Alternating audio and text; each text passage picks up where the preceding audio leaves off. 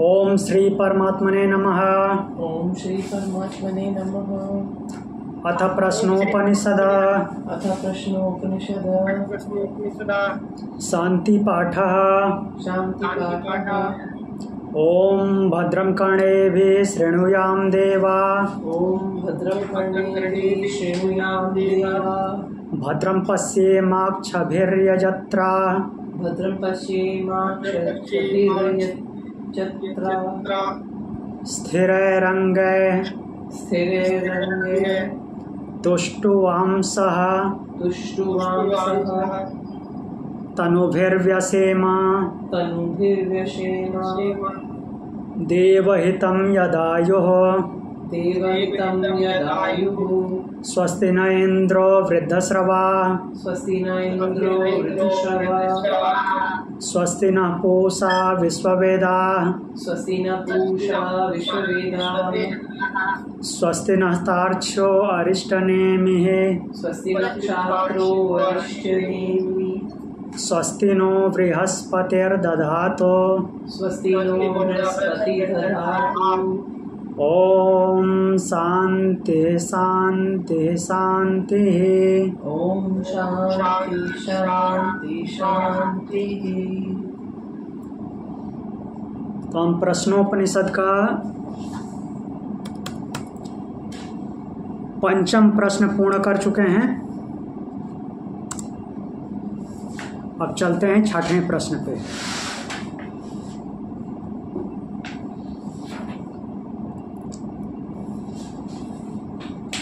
छठे प्रश्न पे देखते हैं क्या बोलते हैं।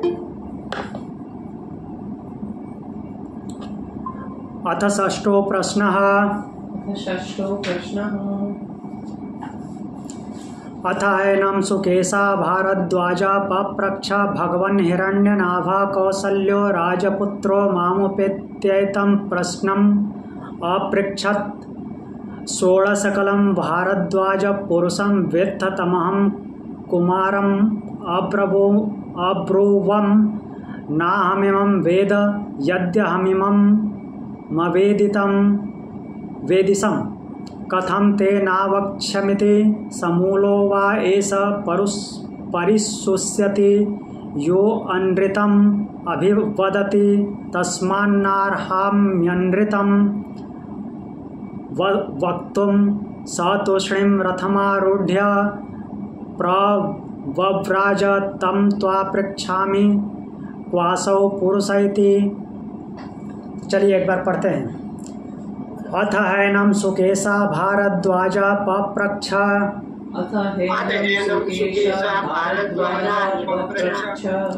भगवन् हिरण्यनाभः कौसल्यो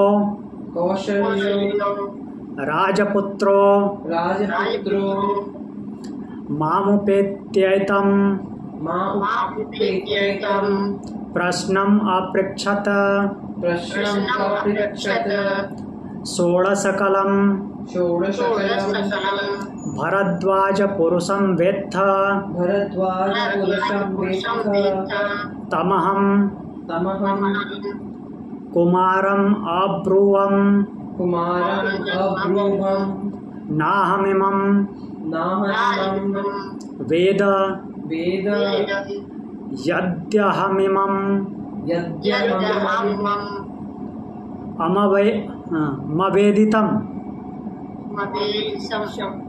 मवेदिशं यस। कथं ते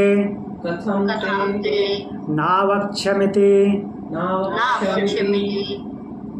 समूलो वा एष परिशुष्यति यो अनृतं अभिवदति तस्मान्नार्हाम्यनृतं वक्तुं। स तूष्णीं रथमारोह्य प्रव्राज तं त्वापृच्छामि क्वासौ पुरुष इति। क्वासंक्रुशयति। तो चलिए देखते हैं। प्रश्न कुछ ऐसा है, यहाँ पे ऋषि कौन है? सुकेशा भारद्वाज, भारद्वाज वंशज सुकेशा। तो वो प्रश्न पूछ रहे हैं महर्षि पिप्पलाद से। उनके साथ एक घटना हुई है, तो उसी को बताते हुए उसके बाद प्रश्न पूछते हैं। बोलते हैं, देख लेते हैं पहले क्या हुआ क्या है। कौशल देश के राजकुमार उनके पास आते हैं, ठीक है, सुकेशा भारद्वाज के पास, और वो आकर के पूछते हैं कि हे भारद्वाज, मुझे बताइए कि वह षोडश कला पूर्ण पुरुष कौन है? षोडश कला अर्थात 16 कलाओं से पूर्ण पुरुष कौन है? पुरुष मतलब प्राणी, जीवात्मा कौन है? तो इस पे सुकेशा भारद्वाज मना कर देते हैं इन द सेंस, कहते हैं कि मुझे नहीं पता वो कौन है। तो अचानक ऐसा सुनते ही कि मुझे नहीं पता वह कौन है, तो लगेगा ना कि ये ऋषि है और बोल रहा है मुझे नहीं पता है कौन है, मतलब मुझे भाई या तो बताना नहीं चाहता। तो बोलते हैं, वो फिर शायद जिद करते हैं, इसमें ऐसा लिखा तो नहीं है बट कुछ बोले होंगे कि नहीं बताओ। तो बोलते हैं कि मुझे आता होता तो मैं बता देता, मैं झूठ क्यों बोलूँगा? झूठ बोलने से कुल परंपरा का, वंश का, मीन्स अपने जो वंशज हैं उनका नाश हो जाता है, अपना भी धर्म नाश होता है, इस तरह से बोलते हैं। और वो बोलते हैं कि मुझे नहीं आता। तो इस पे जो कौशल के राजकुमार हैं वो अपने रथ पर बैठते हैं और चले जाते हैं। तो सीधी सी बात है कि कोई ऋषि के पास से वापस चला जाए बिना प्रश्न का उत्तर जाने, तो ऋषि को तो दुख होगा। तो उसी प्रश्न को लेकर आए हैं महर्षि पिप्पलाद के पास जानने के लिए। तो वही इस मंत्र में बोला गया है कि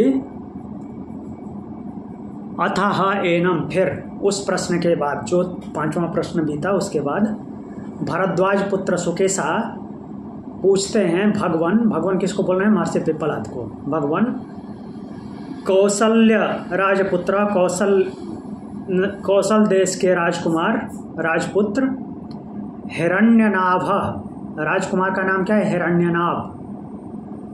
हिरण्यनाभ माम उपेत्य, मेरे पास आकर एतम प्रश्नम अपृच्छत, यह प्रश्न पूछा। क्या पूछा? भारद्वाज, हे भारद्वाज, मीन्स उनके पूर्वज का नाम लेकर बोले, हे भारद्वाज, षोडश कलम पुरुषम वेत्थ, क्या आप 16 कलाओं वाले पुरुष को जानते हैं? तम कुमार अहम अब्रुवत अहम इमम न वेद, तब मैंने राजकुमार से बोला कि मैं उसे नहीं जानता। किसको? 16 कलाओं वाले पुरुष को मैं नहीं जानता। तो फिर उन्होंने बोला होगा नहीं आप जानते तो होंगे, बता, एक डायरेक्टली सीधे सीधे बोल दिया कि नहीं जानता। तो बोलते हैं कि यदि अहम इमम अवेदि सम, यदि मैं इसे जानता होता ते कथम न अवक्षम इति, यदि मैं इसे जानता होता तो आपको क्यों नहीं बताता? उसको मैं छुपा के क्या करूँगा? ए सवय समूला परिशुष्यति, अगर ऐसा करूँगा मैं कि जानते हुए भी ना बताऊँगा तो ऐसा करने वाला मूल सहित संपूर्णता से उसका नाश हो जाता है। जो कोई जानता हो और ना बताए कुछ भी तो उसका मूल सहित संपूर्णता से नाश हो जाता है। यह अनृतम अभिवतति, जो झूठ बोलता है उसके साथ ऐसा होता है, संपूर्णता से उसका विनाश हो जाता है। तस्मात् इसलिए अनृतम वक्तुम न अर्हामि, मैं अनृतम वक्तुम झूठ बोलने में समर्थ नहीं हूँ।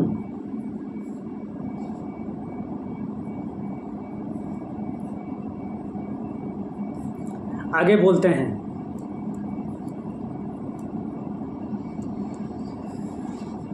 कि 1 मिनट रुकिए।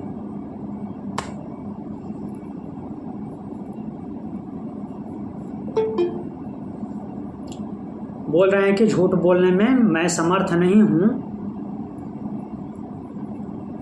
सर प्रणाम। प्रणाम। ओम शांति।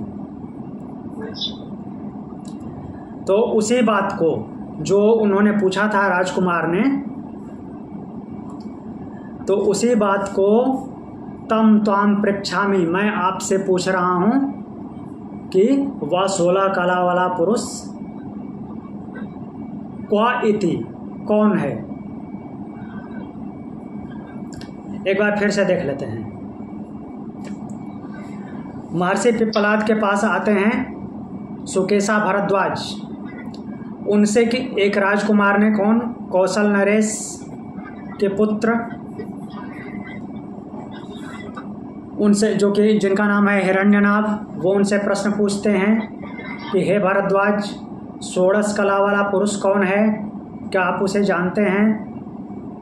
तो ऋषि सुकेशा सीधे सीधे उत्तर देते हैं, सुकेशा भारद्वाज सीधे सीधे उत्तर देते हैं, मैं उस 16 कला वाले पुरुष को नहीं जानता।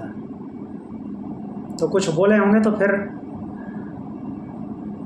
ऋषि बोलते हैं कि यदि मैं जानता होता तो उसे आपको क्यों नहीं बताता, अवश्य बताता, और मैं झूठ बोलने में समर्थ नहीं हूँ, मैं नहीं जानता इसलिए नहीं बता रहा हूँ। तो राजकुमार जो है रथ पर बैठे और चुपचाप चले गए।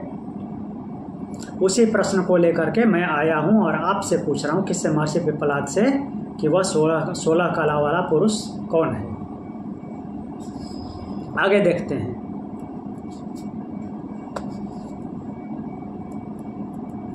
तस्मै स होवाच इहैवान्तः शरीरे सौम्य स पुरुषो यस्मिन्नेता 16 कला प्रभवन्तीति। तस्मै स होवाच, तस्मै स होवाच, तस्मै स होवाच, इहैवान्तः शरीरे इहैवान्तः शरीरे सौम्य स पुरुषो सौम्य स पुरुषो यस्मिन्नेता 16 कला 16 कला प्रभवन्तीति।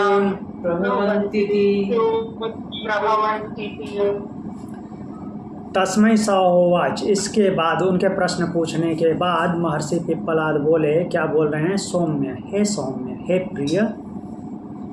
ऋषि सुकेशा भारद्वाज को बोल रहे हैं, हे सौम्य, इह अंतः शरीरे एव सह पुरुषः, इस शरीर के अंदर ही वह पुरुष है। वो राजकुमार को बोले थे कि मैं नहीं जानता। महर्षि पिप्पलाद बोलते हैं कि हे सौम्य, यहाँ अंतः शरीर, शरीर के अंतर में ही सह पुरुषा, वह पुरुष है, यस्मिन् एता 16 कला प्रभवन्ति इति, जिसमें ये 16 कलाएं होती हैं, 16 कलाएं प्रभवन्ति इति, प्रकट होती हैं, ऐसा है। इस शरीर के अंतर में ही वह पुरुष है जिसमें 16 कलाएं प्रकट होती हैं। आगे देखते हैं क्या बोल रहे हैं कि वो 16 कलाएं कौन कौन सी हैं।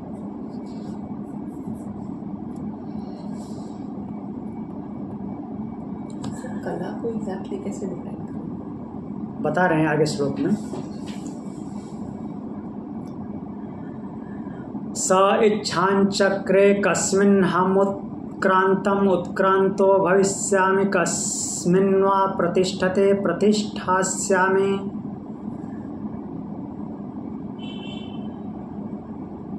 यही है ना? हाँ, ओके। स स इच्छा चक्रे इच्छान चक्रे स इच्छान चक्रे चक्रे कस्मिन् हमुत्क्रांता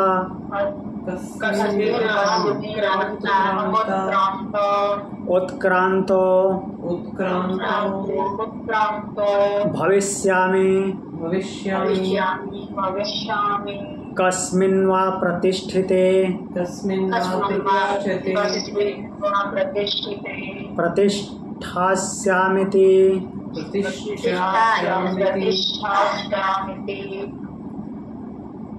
तो बोलते हैं कि स इच्छां चक्रे, उसने विचार किया। किसने विचार किया? जीवात्मा ने। जीवात्मा के बारे में बता रहे हैं महर्षि प्रहलाद, क्योंकि बोले हैं कि इस शरीर के अंत में ही वह 16 कलाओं वाला पुरुष प्रकट होता है। 16 कलाओं वह पुरुष रहता है जिसमें 16 कलाएं प्रकट होती हैं। तो वह जीवात्मा जिसमें 16 कलाएं प्रकट होती हैं, उसने विचार किया। क्या विचार किया? कस्मिन् हम उत्क्रांत, कस्मिन् अहम उत्क्रांत, किसके उत्क्रांत होने पर, किसके निकलने पर, अहम उत्क्रांत, मैं निकला हुआ समझा जाता हूँ। कौन निकलता है तो मैं निकला हुआ समझा जाता हूँ, अर्थात मैं अब शक्ति नहीं दे पाता उसको संचालित करने की। ऐसा कौन है जिसके निकलने पे मैं निकला हुआ समझा जाता हूँ? भविष्यामि वा कस्मिन् प्रतिष्ठिते, और किसके प्रतिष्ठित होने पर, किसके स्थित रहने पर उस शरीर में, प्रतिष्ठास्यामि इति, मैं उसमें स्थिर हूँ ऐसा समझा जाता है। इति, यह जीवात्मा सोच रहा है कि इस शरीर में ऐसा क्या है, कौन सा कंपोनेंट है जिसके रहने से, जिसके उत्क्रमण करने से, अर्थात निकलने से ऐसा समझा जाता है कि मैं निकल गया, और जिसके प्रतिष्ठित हो जाने से समझा जाता है कि मैं उसमें स्थित हूँ। तो इसके बारे में हमने बहुत लंबा चौड़ा पढ़ा है 4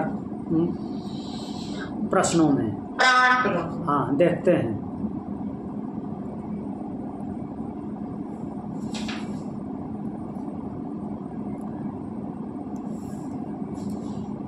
स प्राणं सृजत प्राणात् श्रद्धां खं वायुर्ज्योतिराप पृथ्वीन्द्रियं मनो अन्नमन्नाद्वीर्यं तपो मंत्रा कर्मलोका लोकेषु च नाम च। अब 16 कलाओं के बारे में इसमें बता रहे हैं। स प्राणं सृजत प्राणात् श्रद्धां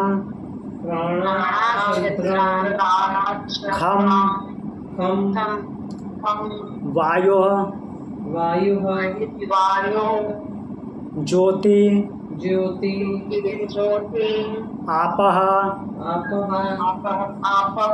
पृथ्वी इंद्रियं मनो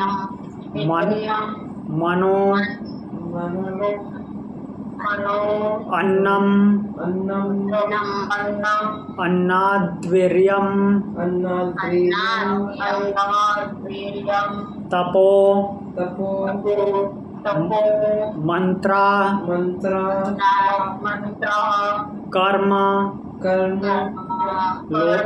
लोका लोकेषु च नाम च।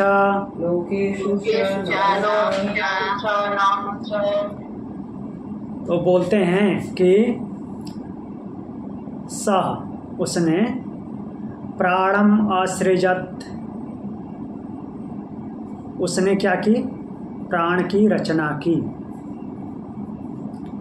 किसने? परमात्मा ने, पुरुष ने प्राण की रचना की, क्योंकि पहले प्राण ही चाहिए। प्राण के रहने से वो निकलता है और प्राण के प्रतिष्ठित होने से वो प्रतिष्ठित होता है। तो प्राण की रचना की। गौरांग जी दिमाग में सेट कर लेना है, ब्रह्म ने ही रचना किया है, ब्रह्म ने प्रकृति का सहारा लिया है और उसके माध्यम से रचना किया। ये बोल दिया कि उसने रचना की, इसका मतलब कि वो अधिष्ठाता है इसलिए रचना कर रहा है। तो प्राण की रचना की, फिर प्राणात श्रद्धाम, और प्राण के बाद किसकी रचना हुई? श्रद्धा की। अर्थात जिसको जानना है उसमें श्रद्धा होनी चाहिए, कुछ जानकारी चाहिए तो उसमें पहले श्रद्धा होनी चाहिए। तो श्रद्धा की उत्पत्ति की, अर्थात इस शरीर में बोलो या बाहर, दोनों को अलग अलग ऐसे नहीं समझना, बल्कि उस टाइम पे कंपेयर कर लेना है। यथा पिंडे तथा ब्रह्मांडे, यथा ब्रह्मांडे तथा पिंडे। तो पहले प्राण की रचना हुई, उसके बाद श्रद्धा आई, श्रद्धा की रचना हुई। फिर उसके बाद आ रहा है कौन? पंच महाभूत। खम कौन है? आकाश। फिर वायु, ज्योति अग्नि की जगह पे ज्योति दिया है। आप, जल, पृथ्वी, ये 5 महाभूत प्रकट हुए। सबसे पहले प्राण, उसके बाद श्रद्धा, उसके बाद आकाश, वायु, अग्नि, जल, पृथ्वी। तो फिर आगे बोल रहे हैं कि मना इंद्रियम, मन, उसके बाद कौन आया? मन के बाद इंद्रिया एक ही यूनिट माना गया है, अलग अलग काउंट नहीं हो रहा है यहाँ पे। पंच ज्ञानेंद्रियां, पंच कर्मेंद्रियां, एक यूनिट। अन्नम, उसके बाद किसकी उत्पत्ति की? उसने अन्न की, उन्होंने अन्न की उत्पत्ति की। और फिर किसकी उत्पत्ति की? अन्नात वीर्यम, अन्न से वीर्य की, अर्थात जो सामर्थ्य है वो अन्न से होता है। अर्थात हमने एक दिन और चर्चा की थी सप्त धातु की। तो अन्न से वीर्य प्रकट हुआ, अर्थात वीर्य की रचना हुई। फिर तप, उसके बाद तप आया। तप मतलब कि जब सामर्थ्य आ गई, शक्ति आ गई अपने अंदर, जीवात्मा के अंदर, तो तपा, वो द्वंद्व सहन करने लगा। द्वंद्व सहन करने की शक्ति मिली उसको।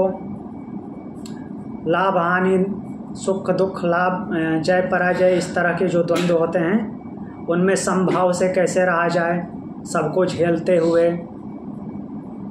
तो वो तब आया। फिर मंत्र का यहाँ पे लेना है कि मनन करने की शक्ति, चिंतन करने की शक्ति प्रकट हुई।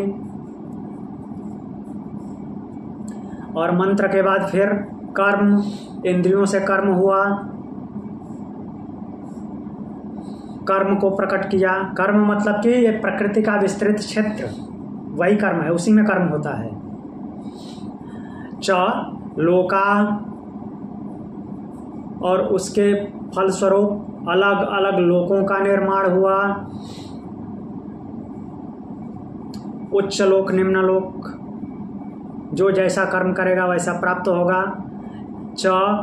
लोकेषु नामा, और उन लोक में जब आए, जिस लोक में भी आप प्रकट होते हैं, उत्पन्न होते हैं, तो उसमें आपका एक नाम दिया जाता है। जैसे खुद ब्रह्म का भी नाम है ओम, ओमकार से संबोधित किया जाता है। तो चलिए काउंट कर लीजिए।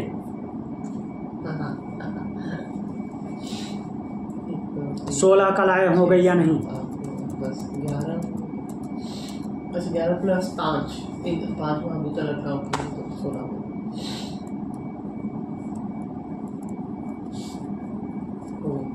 प्राण 1, श्रद्धा 2, 5 महाभूत काउंट कीजिए। आकाश, वायु, अग्नि, जल, पृथ्वी 7 हो गए। मन 8, इंद्रियां 9, अन्न 10, और फिर वीर्य 11। उसके बाद तप 12, मंत्र 13,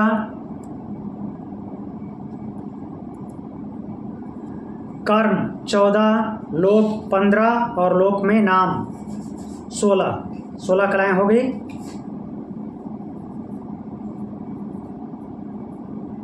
तो ये 16 कलाएं इस शरीर के अंदर ही विद्यमान हैं।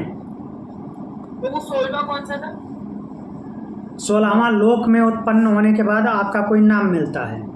जैसे हम तो नॉर्मली अपना नाम अलग अलग रखते हैं, उस जीव का नाम होता है ना। जैसे हम मनुष्य हैं, कोई भैंस होता है, कोई गाय होता है, कोई पेड़ होता है, ये भी एक नाम ही है।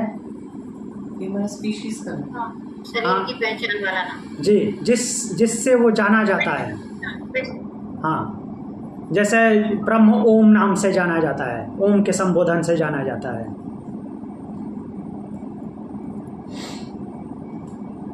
तो ये टोटल 16 कलाएं हैं।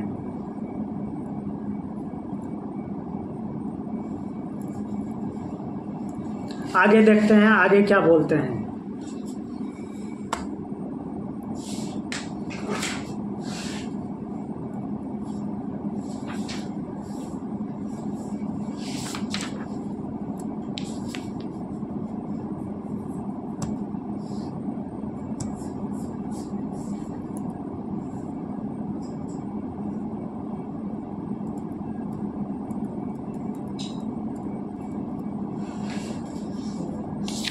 आगे बोल रहे हैं, चलिए साथ में पढ़ेंगे, लंबा है।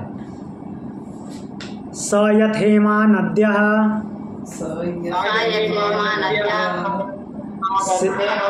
स्यन्दमानाः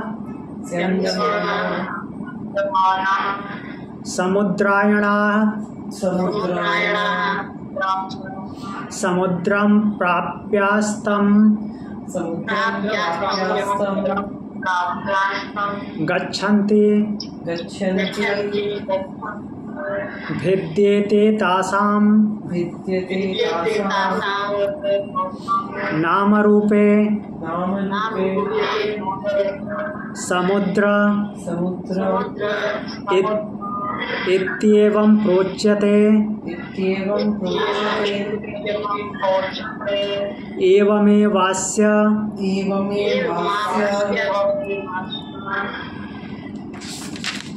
परिद्रष्टुरिमाः षोडशकलाः पुरुषायणाः पुरुषं प्राप्यास्तं गच्छन्ति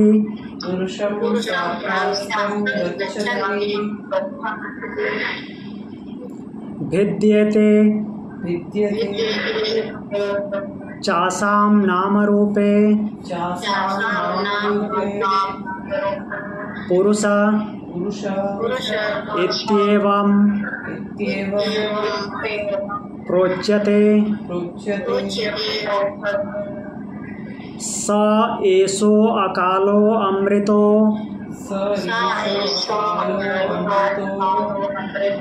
भवति तदेष श्लोकः।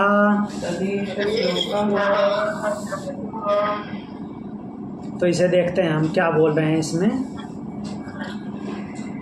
स यथा इमा नद्या समुद्रयाणा स्यन्दमाना समुद्रम प्राप्यास्तं गच्छन्ति। वह इस प्रकार है। कौन इस प्रकार है? वह जीवात्मा। कैसा है? जैसे यथा इमा नद्या समुद्रयाणा स्यन्दमाना, जैसे नदियां समुद्र की तरफ भागती हुई जाती हैं, समुद्र की तरफ लक्ष्य करके बहती हैं, समुद्र की तरफ ही दौड़ती हैं। समुद्रम प्राप्य अस्तम गच्छन्ति, और समुद्र को प्राप्त होकर के अस्त हो जाती हैं। समुद्र में मिलने के बाद उनका कोई नाम नहीं रहता, पता भी नहीं चलता कहाँ गई। उसके बाद तासाम नाम रूपे भिद्यते, जो उनका नाम होता है और जो रूप होता है, जैसा वो दिखती हैं और उनका कोई नाम भी होता है, सभी का नाम होता है। गंगा, गोमती, कावेरी, कृष्णा, नर्मदा और बाहर की जो भी जो नदियाँ हैं, यांगटीसी, क्यांग, उफांग हो, ब्रह्मपुत्रा, जो भी हो। आपका माइक ऑन है? हाँ, ऑफ कर लीजिए। हाँ, सभी लोग ऑफ कर लीजिए अभी। तो जैसे सारी नदियाँ समुद्र को लक्ष्य करके जाती हैं और समुद्र को लक्ष्य करके जाती हैं और उसमें विलीन हो जाती हैं, विलीन होने के बाद उनका नाम पता नहीं चलता और न ही रूप का पता चलता कि वो कैसी दिखती थी। समुद्र में कोई घूम रहा है तो उसमें कोई नदी प्रवाहित होके गई है तो उसको थोड़ी पता चलता है कि इधर से ये नदी आई है इसमें। तो जब बह रही है तभी दिखती है। तो वैसे ही तो समुद्र इति एवं समुद्र, और वो फिर क्या होता है कि नष्ट हो जाने के बाद क्या होता है कि वो पानी जो है उनका जितना भी प्रवाहित हुआ है वो समुद्र के नाम से जाना जाता है। वो गंगा, गोदावरी, कृष्णा, कावेरी के नाम से नहीं जाना जाता, समुद्र के नाम से वो पानी जाना जाता है। वैसे ही क्या बोल रहे हैं कि एवं एव, इसी प्रकार अस्य परिदृष्टु हो, यह जो देखने वाला परिदृष्टा है, परिदृष्टु, इमा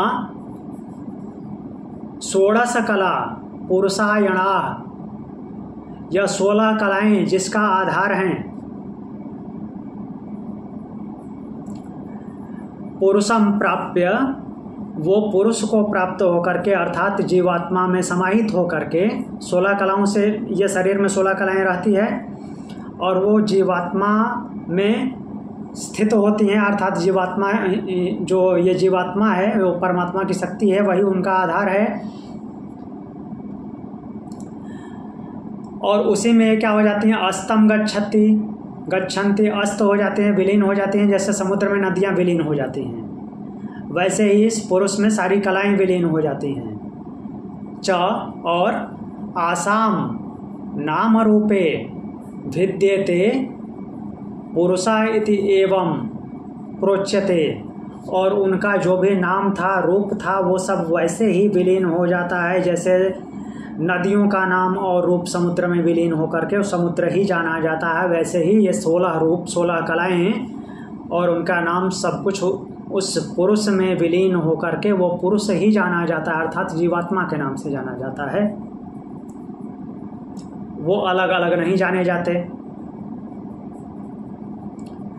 स एस अकल, तो ये उस जीवात्मा के जो है मुक्त अवस्था का आप वर्णन कर रहे हैं कि मुक्त अवस्था में वो कैसा होता है। स ऐसा, वही यह अकल अर्थात कलाओं से रहित, वो कलाओं से रहित है, सारी कलाएं उसमें है लेकिन वो कलाओं से रहित है।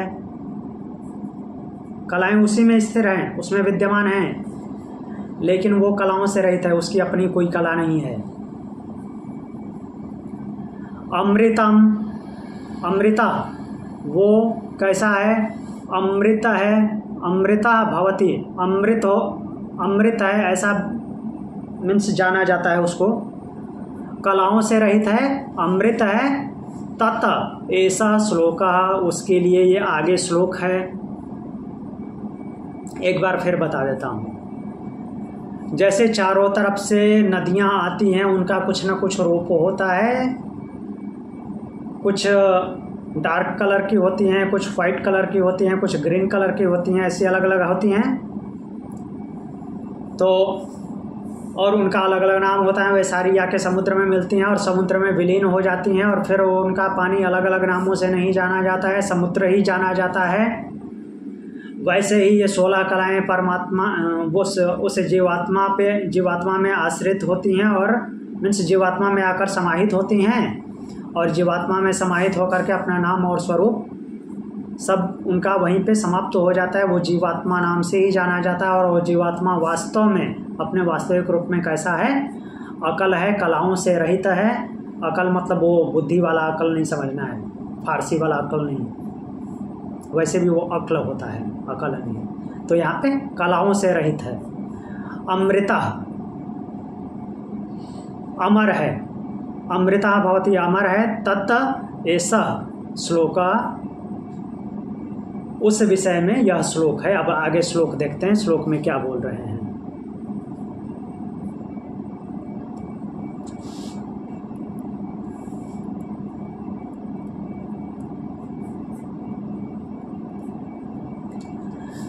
साथ में पढ़ेंगे। अराइव रथनाभौ कला यस्मिन् प्रतिष्ठिता तं वेद्यं पुरुषं वेद यथा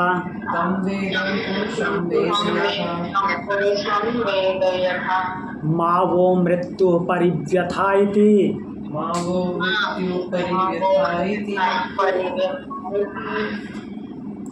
अरा इव रथनाभौ कला यस्मिन् प्रतिष्ठिता, जैसे रथ के पहिए की नाभि में क्या अरा अर्थात स्पोक्स लगी हुई होती हैं। जैसे रथ के पहिए की नाभि में अर्थात उसके आधार पर जिस प्रकार अराएं स्थित होती हैं अर्थात स्पोक्स होते हैं, लगे होते हैं, वहीं से उसका उद्गम समझा जाएगा जो फील की परिधि पे जाते हैं। यस्मिन कला प्रतिष्ठिता, तो उसी तरह से इस जीवात्मा में वो कलाएं प्रतिष्ठित होती हैं, चारों तरफ से आती हैं और वहीं पे वो प्रतिष्ठित होती हैं। तम वेद्यम पुरुषा, तम वेद्यम, वेद्यम में तम मीन्स उस, वेद्यम मीन्स जानने योग्य, पुरुषम पुरुष को मतलब आत्म तत्व को, और आत्म तत्व को जाना तो किसको जाना? परमात्मा को, क्योंकि वह उसी का स्वरूप है। तो वह जानने योग्य पुरुष को वेद जानना चाहिए। वेद मतलब जानना, वेद का मतलब केवल वेद शब्द आते ही दिमाग में ये नहीं है ऋग्वेद यजुर्वेद सामवेद अथर्ववेद फिट नहीं करना है। वेद का एक्चुअल मीनिंग होता है ज्ञान, जानना। तो उस जानने योग्य पुरुष को जानना चाहिए। यथा वह मृत्यु मां परिव्यथा इति, जिससे वह किसके लिए बोल रहे हैं? साधकों के लिए। मृत्यु मां परिव्यथा, जिससे कि वह साधक को मृत्यु की व्यथा न दे सके, अर्थात साधक मृत्यु को पार करके मुक्त हो जाए। तो उसका वर्णन करते हुए 16 कलाओं के माध्यम से उस परम तत्व का, उस परमात्मा का वर्णन किए हैं। कहने का मूल तात्पर्य ये है। जो सुकेशा भारद्वाज ने उनसे प्रश्न पूछा तो उसका उत्तर देते हुए उन 16 कलाओं के माध्यम से उस परमात्मा को जानना कैसे है वो बताए हैं, और जान करके मुक्त कैसे हो जाना है। तो यहाँ पे बता रहे हैं कि जैसे रथ की नाभि में, रथ के पहिए की नाभि में अराएं होती हैं, स्पोक्स लगे होते हैं, वैसे ही इस जीवात्मा में ये कलाएं होती हैं। तो ये जो आत्म तत्व है जो कि जानने योग्य है, इसको जानना चाहिए, जिसको जानने के बाद मृत्यु मां परिव्यथा इति, मृत्यु व्यथित नहीं करती है, मृत्यु की व्यथा नहीं होती, मृत्यु का डर नहीं लगता, क्योंकि उसके बाद जो साधक है वो मृत्यु के बंधन से मुक्त हो जाता है, जन्म मरण के चक्कर से मुक्त हो जाता है। यह तुम्हारे प्रश्न का उत्तर था, ऐसा ऋषि को बोलते हैं वह। इतना क्लियर हुआ? कुछ पूछना है?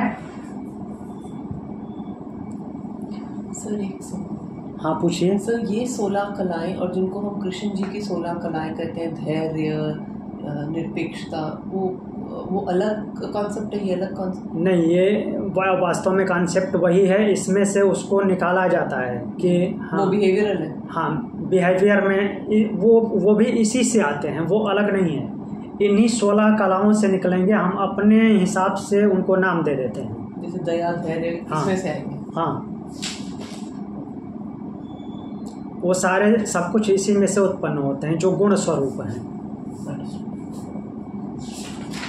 तो कौन कितना यूज करता है इन कलाओं का, वो खुद जीवात्मा पे डिपेंड करता है।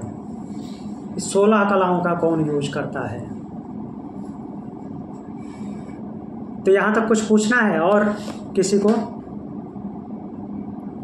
नहीं तो आगे बढ़ते हैं, अगला मंत्र पढ़ते हैं।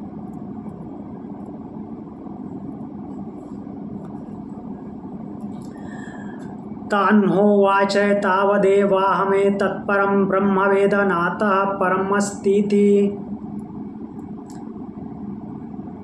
यहाँ पे महर्षि पिप्पलाद इसका समापन कर रहे हैं, बोल रहे हैं कि चलिए पढ़ लीजिए इसको। तान्होवाच तावदेवाहमे तत्परं, तान्होवाच एतावेदवाहमेत परं ब्रह्मवेद, ब्रह्मवेद ब्रह्मवेद नाता परस्थिति, नाता परमस्थिति। नाता परमस्थिति। तो बोल रहे हैं कि हा, हा किसके लिए है? तान हो उवाच, वह महर्षि पिप्पलाद तान उवाच, उन सब से बोले। किन सब से? वो 6 ऋषियों से, जो 6 ऋषि आए थे। 6 ऋषि कौन कौन से थे? प्रथम प्रश्न के शुरू में ही उनका नाम है। कबंधी, भार्गव, कौशल्य, तो उनके नाम है कुछ ऐसे।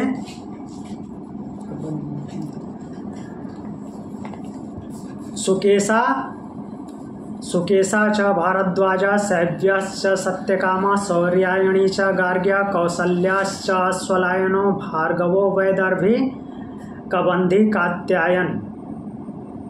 तो ये 6 ऋषि हैं, जिनमें ये सुकेशा भारद्वाज, जिनका नाम पहले आया था, वही सबसे अंत में प्रश्न पूछ रहे हैं 16 कलाओं वाले पुरुष के बारे में। तो ये 6 ऋषियों से महर्षि पिप्पलाद बोलते हैं, पर ब्रह्म अहम एतावत एव वेद, उस पर ब्रह्म को मैं इतना ही जानता हूँ। उस पर ब्रह्म को, पर ब्रह्म अहम, मैं, एतावत एव वेद, इतना ही जानता हूँ। जितना जानता था उतना बता दिया। अतः परम, और उससे परम और कुछ भी नहीं है। ये भी जानता हूँ कि उससे परम और कुछ नहीं है। अतः परम वही परम है। अतः परम न अस्ति इति, अतः परम न अस्ति इति, इससे परे, इससे ऊपर नहीं है, कुछ भी नहीं है, ऐसा ही है जो मैंने बताया है। और जितना मैं जानता था उस ब्रह्म के बारे में उतना बताया। उस पर ब्रह्म के बारे में मैं इतना ही जानता हूँ। वो 6 ऋषियों को बोल दिए। उसके बाद ऋषि लोग उनकी उपासना करते हैं, उनकी प्रार्थना करते हैं, नाट उपासना, प्रार्थना करते हैं। और प्रार्थना में मंत्र बोलते हैं, ते तमर्चन तस्त्वं ही न पिता, योस्माकम विद्यायां परम पारम तारयसीति नमः, परम ऋषिभ्यो नमः, परम ऋषिभ्यः। बोलते हैं कि ते तमर्चन्तस्त्वं, पढ़िए। ते तमर्चन्तस्य त्वं, ही न पिता, ही न पिता, यो अस्माकं विद्यायाः परम्पारं तारयसीति नमः परम ऋषिभ्यो नमः परम ऋषिभ्यः।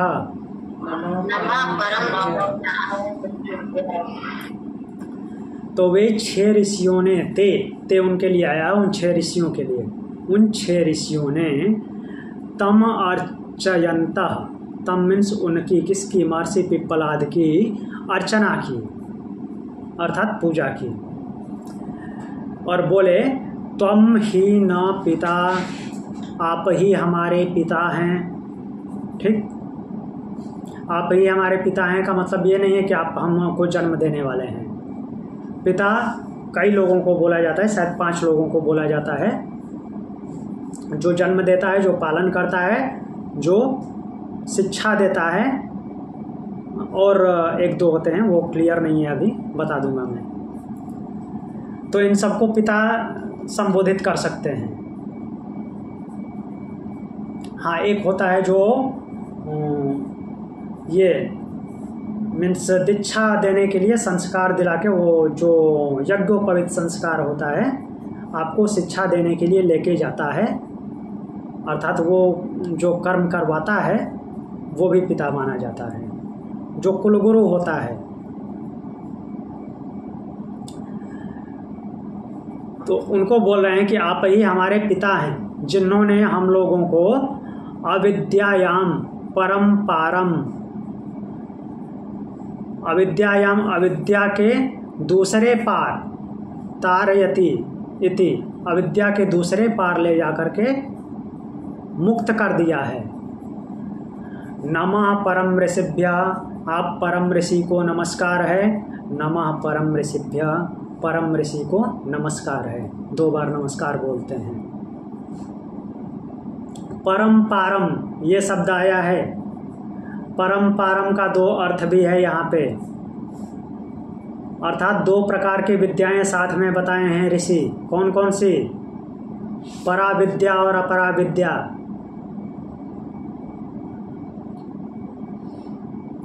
परम पारम आने का वजह यही है, अविद्या या परम पारम, पराविद्या को और अपराविद्या और पराविद्या दोनों को बता करके अविद्या से मुक्त कर दिया है।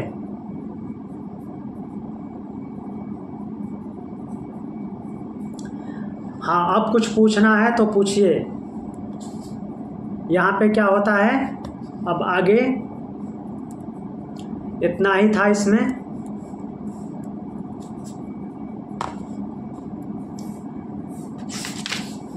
तो यहीं पे 6 प्रश्न थे प्रश्नोपनिषद के। हाँ, इस प्रश्नोपनिषद में टोटल 6 प्रश्न थे, कुल 6 प्रश्न थे, और 6ठा प्रश्न यहाँ पूर्ण होता है। इति षष्ठो प्रश्नः, इति अथर्ववेदीय प्रश्नोपनिषद।